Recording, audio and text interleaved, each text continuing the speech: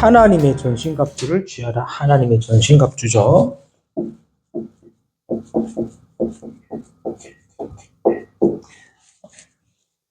오늘 우리가 말씀 나눌 건데 이 하나님의 전신갑주는 보이지 않는 겁니다. 그래서 하나님의 전신갑주를 취한다는 말은 영적인 싸움을 얘기하는 거죠.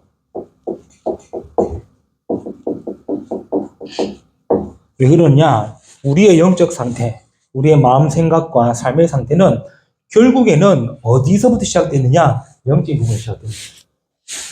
그래서 영적인 부분부터 시작되기 때문에 영적 싸움에서 우리가 먼저 승리하고 들어가야 되는 거죠.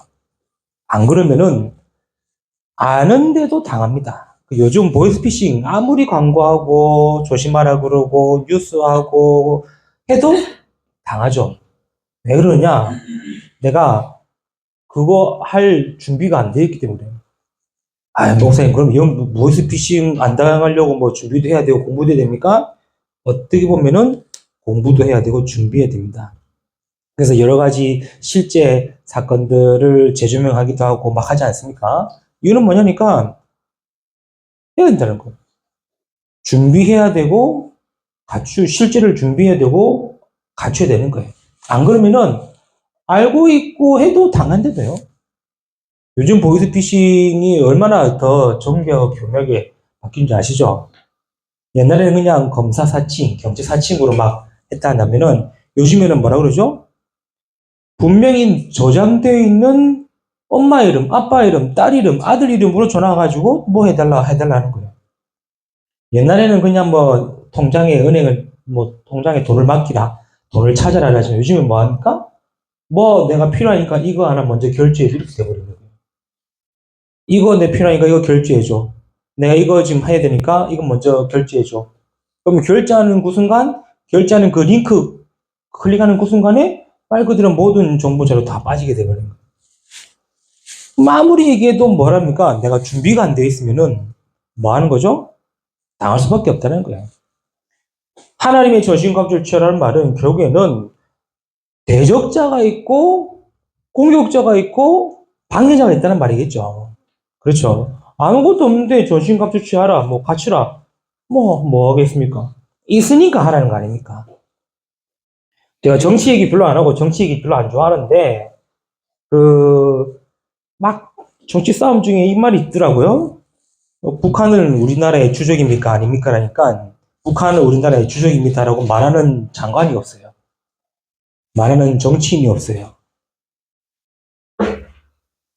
북한은 우리의 주적입니다라고 말을 하는 정치인과 장관이 없대도요. 그래놓고는 총 가지고 있으니까 국민들이 위협을 느끼니까 총 말고 뭘 들고 근무서라? 회초리 들고 근무서라고 하지 않습니까? 그러니까 그 말은 대적자가 없으니까 그런 말이 나가는 거예요. 그럼 대적자가 있으면은 24시 항상 준비하고 갖춰야 되는데 없다고 생각하니까 총 말고 회초리로 공부수를 하고 우리나라에 주적이 없으니까 뭐 경계 근무도 그렇고 막 다 바뀌고 우리가 왜 하나님의 전신갑주를 취해야 되느냐? 결국에는 대적자가 있기 때문에 그렇고 상공격자가 있기 때문에 그렇고 싸워야 할 대상자가 있기 때문에 그렇죠. 그렇죠. 우리 성도들도 그걸 모르면은 그냥 말씀은 압니다. 하나님의 전신갑주. 내 영적 상태. 그러나 실제적으로 역사하고 공격하는 사단의 실체. 그렇죠? 이 사단의 실체와 사단과의 싸움과 사단과의 실체, 이 흑암과 권세자들 대해서 모르면은 뭐 하게 되느냐? 알고 있으면서도 당할 수밖에 없는 상태가 되버린다. 오늘 바울이 얘기했죠. 하나님의 전신갑주를 취해야 되는데 이유 뭐라 했습니까? 이유를 얘기했습니다. 권세자들과 세상 주관자들과 하늘에 있는 악의 영들에 대합니다. 그렇죠? 어둠의 세상 주관자, 하늘에 있는 악의 영들에 대합니다. 이 말은 뭐냐? 말 그대로 눈에 보이지 않는 사단이 이미 세상을 장악하고 있기 때문에 그렇죠. 에베소서 2장 2절의 말씀처럼 이미 사단은 공중의 권세를 잡았습니다. 그렇죠? 공중의 권세를 잡아서 뭐 하느냐? 세상 풍조를 따르도록 만들어버렸어요. 세상 풍조를 따르도록 만들어가지고 결국에 뭘 만들었습니까? 완전히 노예포로 소금 만들어버렸어요. 그래서 사단은 지금 문화다, 뭐 유행이다, 이걸 가지고 세상을 완전히 장악하고 있는 거예요. 그뿐만입니까? 고린도후서 4장에도 말씀에 뭐라 나오죠? 세상 신, 임금 노릇하고 있다고 그랬어요. 요한복음 16장에도 분명히 뭐랍니까? 세상의 신 노릇하고 있다고 그랬어요. 그러니 세상에 임금되고 세상에 신 노릇하고 있으면서 지금도 뭐 하고 있습니까? 오늘 말씀처럼 에베소서 6장 12절에 10절에 12절 말씀처럼 세상의 모든 정사와 권세를 가지고 세상을 움직이고 있는 거예요. 자, 이것들이 눈에 보여지는 게 아니라 보여지지 않는 영적인 싸움인 거예요. 그렇죠? 이것들이 보여지는 게 아니라 보여지는 영적인 싸움인 거예요. 보여지는 것은 결과입니다. 그 결과에 우리가 지금 다 빼앗겨버린 거예요. 그 결과가 뭡니까? 그 결과가 결국에는 우상숭배. 그 결과가 뭡니까? 그 결과가 결국에는 이 귀신 섬기는 거. 그 결과가 결국에는 흑암의 문화 아닙니까? 그리고 우리가 이 상태 속에 갇혀 있으니, 잡혀 있으니, 이기고 지고를 떠나서 못 빠져나오는 거예요. 자, 불신자들은 이렇게 살 수밖에 없는 상태이지만, 구원받은 우리는 이렇게 살 필요가 없는데, 이렇게 살아가도록 상태가 만들어져 있기 때문에, 그래서 복음으로 치유받아라. 그래서 하나님의 말씀을 각인시켜서 내 마음과 생각을 치유받아라. 내 삶이 이 속에 살지만, 기도로서 내 삶을 바꾸고 치유받아라. 자, 그러려면 뭘 준비해야 되느냐? 그러려면 뭘 갖춰야 되느냐? 그게 전신갑주입니다. 6가지 나왔죠? 짧게 정리합니다. 너희는 먼저 서서 진리의 허리에 띠를 띠라 그렇죠. 진리의 띠를 띠라 그랬습니다. 성경에서 말하는 진리가 뭐겠습니까? 성경에서 말하는 진리는 뭐죠? 복음밖에 없는 거예요. 그렇죠. 성경에서 말하는 진리는 복음밖에 없습니다. 그래서 나의 중심은 항상 뭘 갖춰야 되냐? 복음 중심.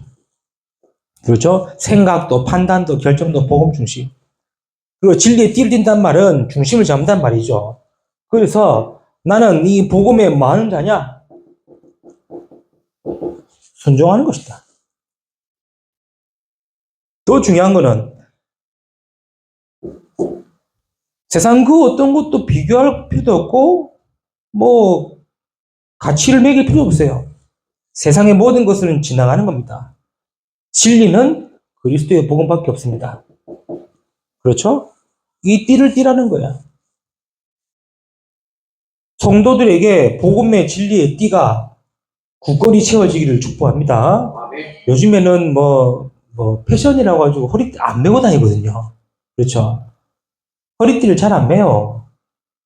우리가 뭐 허리띠를 매면은 뭐 진리의 띠를 띠고 안 매면 안 띠냐 그 말이 아니라 항상 내 온몸의 중심이 허리 아닙니까? 그 허리에 진리의 띠를 띠라는 말은 항상 내 인생의 중심, 복음 중심, 복음의 순종, 복음의 진리, 그 띠를 가지겠다. 이게 앞으로 이 세상 주관하고 세상을 장악하는 사단과 영적 싸움의 제일 중요한 첫 번째입니다. 아멘. 왜냐? 지금도 사단은 우상과 귀신과 흑암으로 뭐합니까? 속이고 있지 않습니까? 두 번째 뭐죠? 의의 호심경입니다. 바뀌기 전에 성경은 뭡니까? 의의 흉배라고 그랬죠. 가슴을 망해하는 가슴 보호막이죠. 이 호심경을 가지라는 말은 뭡니까? 항상 내 가슴에 뭐가 있어야 된다? 그거예요. 항상 내 마음에 뭐가 있어야 된다? 그겁니다. 그래서 항상 우리의 가슴에는 구원에 대한 감사 있기를 바랍니다. 그렇죠. 구원받아서 끝! 아니라 그게 날마다 감사가 되어지고 감격이 되어지고 그렇죠? 은혜가 되어져야 되는 거예요. 그래서 진짜 불신하는 사람의 특징은 뭐냐? 감사가 없는 사람. 구원의 감격과 은혜가 없는 사람. 그러나 여러 가지 어려움과 문제 가운데서도 그래도 신앙 고백하는 사람의 특징이 뭐냐? 항상 구원의 감사와 감격과 은혜가 있는 사람. 이게 여러분의 의의 호심경이라는 거예요. 눈에 보이면은 붙였다 뗐다 하겠지만 아니요. 보이지 않기 때문에 항상 내 가슴, 내 마음 중심에 뭐가 필요하다? 구원의 감사와 감격과 은혜. 갖추라는 말입니다. 세 번째 뭡니까? 평안의 복음에 예비한 신을 신으라. 그렇죠? 평안의 복음에 신발을 신으라. 신발, 여러분 다 신고 있죠? 이때 당시에 옛날에 이스라엘이나 우리나라도 그렇지 않습니까? 신발로 그 신분을 매겼어요. 그래서 노예나 종은 신발을 못 신었어요. 그래서 신발이 좋으면 좋을수록 자기 신분의 위치를 나타내는 거예요. 근데 우리에게 이 전신갑주를 취하면서 복음의 신발을 신으라는 걸 했습니다.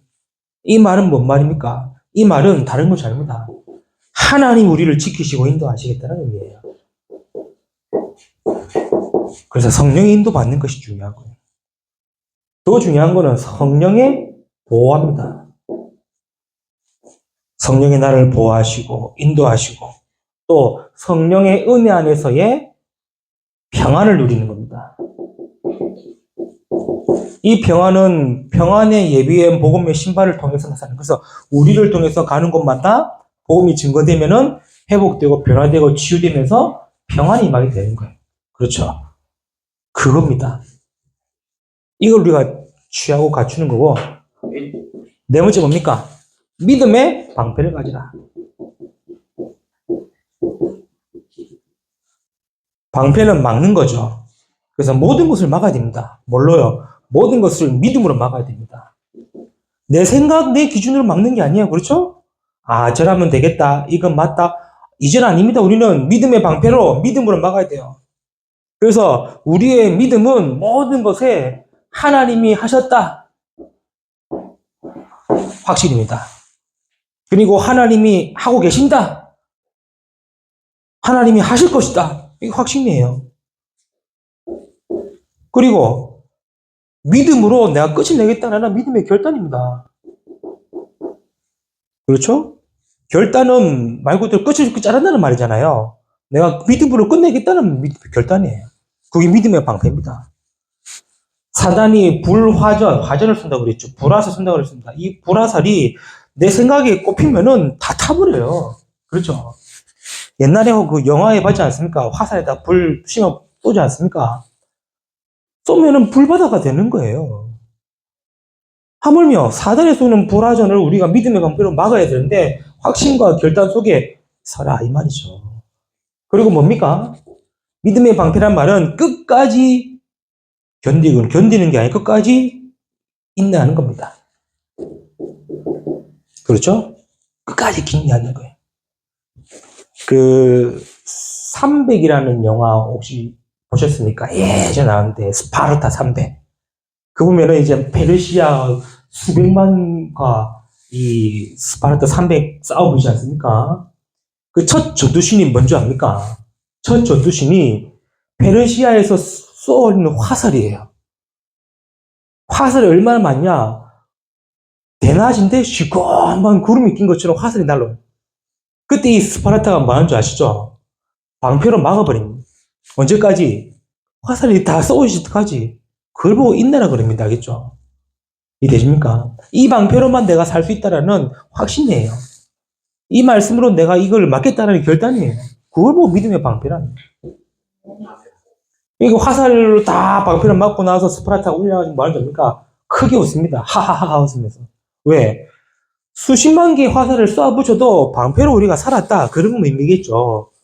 우리의 믿음의 방패가 그런 의미가 되어야 될 줄 믿습니다. 그 어떤 것으로 내가 믿음으로 확신 가지고 믿음의 결단과 믿음의 인내로 가는 것이다.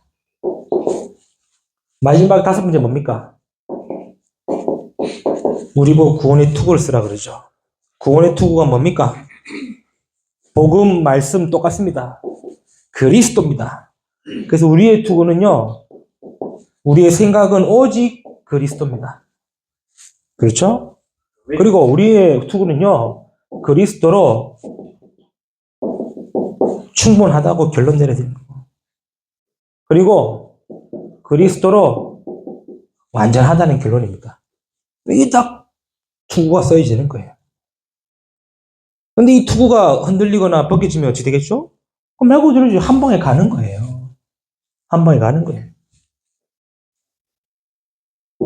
마지막, 성령의 검.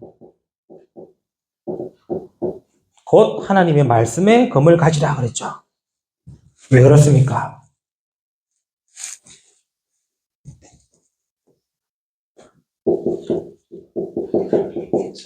하나님의 말씀만이 모든 것을 살리고 치유하고 회복시킬 줄 믿습니다. 말씀이 살리는 거예요. 이 하나님의 능력만이 모든 걸 살릴 수 있는 거예요. 하나님의 역사하시고 성취하셔야만이 되는 겁니다. 그래서 성령의 검을 가지라. 그것도 하나님의 말씀을 가지라는 거예요. 그래서 복음으로 나의 영적 상태를 치유시키는 겁니다. 말씀으로 나의 영적 마음과 생각의 상태를 치유시키는 거고요. 기도로 내 삶의 상태를 치유시키는 겁니다. 그래서 우리가 갖춰야 될 6가지. 이건 여러분 숙지하시기 바랍니다. 알겠죠? 다음 주 물어보겠습니다. 다음 주 물어보겠습니다. 서서 진리의 띠를 띠고 의의 호심병을 붙이고 평안의 복음에 예비한 신을 신고 믿음의 방패를 갖고 구원의 투구를 쓰고 성령의 검을 가지라. 다 이렇게 여러분 기도문을 만들어가지고 여러분 기도하시라는 거예요. 왜냐? 요것만이 이 흑암과 우상과 귀신의 사단의 역사를 이길 수 있는 하나님의 전신갑주다. 결론. 그래서 우리의 싸움은 뭡니까? 혈과 육에 대한 싸움이 아니라 그랬죠. 근데 우리의 싸움의 90%는 뭡니까? 혈과 육에 대한 싸움이에요. 그렇죠. 분명히 바울은 혈과 육에 대한 싸움이 아니라고 얘기했는데 우리의 90%의 싸움은 혈과 육의 싸움이에요. 그러면 해야 됩니까? 하지 말아야 됩니까? 그래서 늘 나온 메시지가 복음으로 수용하고 초월하고 양보해라는 말이 나온 거예요. 이거는 다 봐주란 말이 아닙니다. 놓치지 말 걸 얘기한 거예요. 그렇죠. 중요한 걸 얘기한 거예요. 그게 에베소 6장 18절입니다. 무시로 성령 안에서 기도해라. 무시로 성령 안에서 기도해라. 그래서 깨어 구하기를 항상 힘쓰라. 그렇죠. 무시로 성령 안에서 깨어 있으라. 그리고 항상 기도 속에. 이게 우리 성도들이 이번 한 주간에도 영적으로 승리하고 나의 모든 것을 바꾸고 지킬 수 있는 하나님의 말씀입니다. 이 언약 붙드시고 한 주간도 믿음으로 승리하시기를 주님의 이름으로 축복합니다. 주님 감사합니다. 우리에게 하나님의 전신갑주를 취하되 싸우니 하나님의 전신갑주를 가지고 영적 싸움에 승리하는 모든 성도들 되도록 축복하여 주옵소서.